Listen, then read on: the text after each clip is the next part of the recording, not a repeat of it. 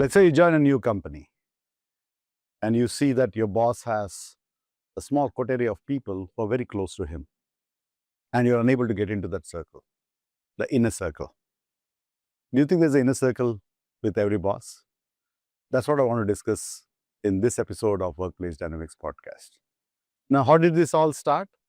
With experience, of course. So there's somebody who joined us once, and in about 3 months, she said, "Boss, I'm leaving." So I asked her, "Kya hua?" So she said, "Look, now I'm working with a great team. They're performing very well and very successful in your own organization context. But somewhere there are these 2, 3 people who are a little closer to the boss, and everything seems to be stemming through them. Any decision that has to happen, they need to have a say, and it's affecting my work."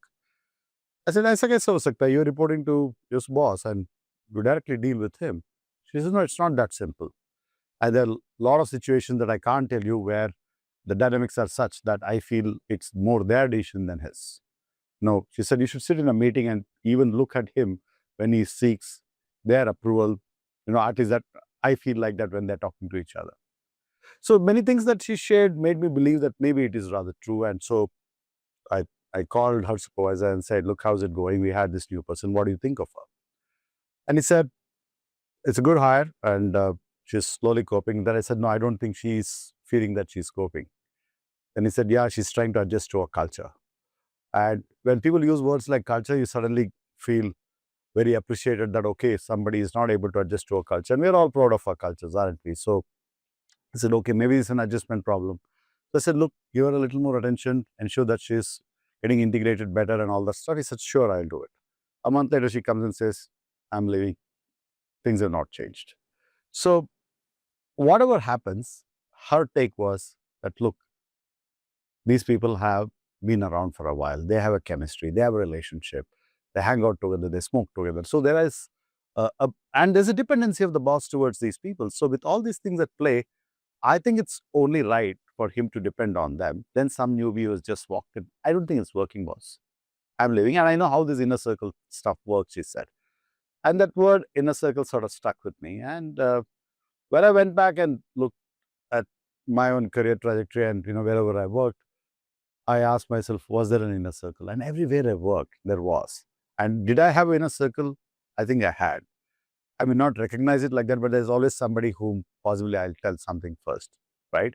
When I was young in my career, I thought if you do your work well, that's all is required to get boss's attention. But as I grew older, I realized performance is not always your friend, right? It'll never be with you all the time. So you need always to be on the right side of the boss. Maybe, or we all like to be closer to somebody. And if it is the boss, so be it, right? And the bosses also need that inner circle. It's just like we all went to college and we always had some best buddies and we came out with them, didn't we? But at work, it's a little different. When you are seen a little more with somebody and you are dependent on a few people and it shows, right? Some people, I do that all the time. There's some people whom I shake hands, some people when I see their eyes lit up, some people I hug. And some of us who are close, we may even go for holidays together. So what it does, it creates that inner circle. We get comfortable with some people so much that we don't allow newcomers to come in. And that, in my view, as much as I'm guilty of doing it, is a dangerous thing. Because if you want to be an organization which is growing and all of us lose people and we hire new people, but we don't allow them to settle in.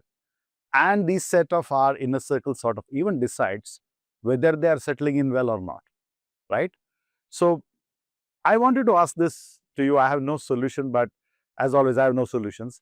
But I just reflecting strongly on it, how many such new people we just think of they're not adjusting to our culture, whereas they are struggling to get into our inner circle.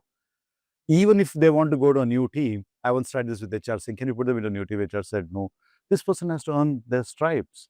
They're new in the company. How can we suddenly put them in a new team?" Saying what? They don't get along. It'll reflect poorly on our people, right?